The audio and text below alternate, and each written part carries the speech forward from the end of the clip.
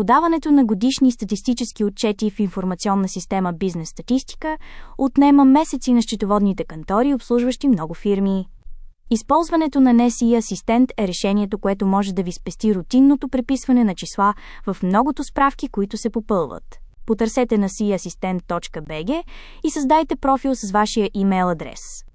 Меню Справки зарежда всички справки на статистическия отчет във вида, в който изглеждат в Бизнес статистика. Тук е мястото, където указвате на системата как да разчита данните от вашите Excel файлове. Системата предоставя готови настройки за някои счетоводни софтуери и е достатъчно да изберете името на вашият счетоводен софтуер. Прилагате неговият шаблон и при следващо отваряне на справката ще видите заредени готови настройки, указващи от коя клетка на Excel файла се прочита стойността за всяко едно от полетата на статистическите справки. Освен четене на готови стойности от Excel, NSE асистент ви предоставя възможност да добавяте формули. Ако вашата счетоводна система не прави пълен експорт за статистика, може да си експортирате оборотната ведомост и да настроите за всяко едно поле от кои счетоводни сметки да се изчислява. Ако ползвате еднакви номера на сметки за всеки клиент, ще можете да преизползвате направените настройки за всички ваши клиенти. Тоест, настройвате веднъж, използвате многократно и за всички фирми, които обслужвате. На страница на NSE асистент сме предоставили ресурси за ваше улеснение. Там ще намерите някои кратки видеодемонстрации, както и линкове към пълната документация.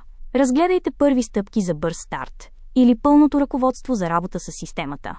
Попълването на отчетите в Бизнес статистика е възможно с използването на разширение на браузъра, което се инсталира от тези бутони съответно за Chrome браузъра и за Edge браузър.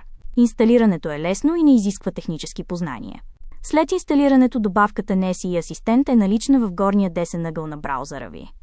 Влизате с Бизнес статистика с вашият електронен подпис, отваряте разширението на браузъра, влизате с потребителското си име, за да получите достъп до вашите настройки. Избирате файл със списък всички фирми, за да се заредят вдясно на екрана в NSE асистент, след което за избрана от вас фирма прикачате отчета, оборотната ведомост и справка труд от програмата. Проверявате дали данните са прочетени правилно и валидирате и стартирате попълването. Започва автоматичното създаване на нов отчет за избраната фирма за миналата година. Ако такъв отчет вече е създаден, то той се отваря за редакция и се запазва, след което се преминава към списъка с справки, заредени в Бизнес статистика.